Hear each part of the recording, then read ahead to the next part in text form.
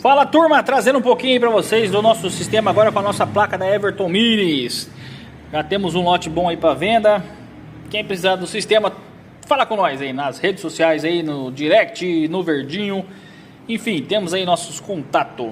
Em parceria aí com o Leco Modelismo, deu a força maior pra nós aí desenrolar também a boa parte do sistema. Então tá aí, vamos ligar então, dar uma prévia, né? Então tem a buzina, já tem seta, direita e esquerda, né? Para frente, luz de freio, e para trás, luz de ré. Tem iluminação, pisca-alerta, tem lanternagem, então tem bastante função para você colocar na sua miniatura. Luz para ficar piscando,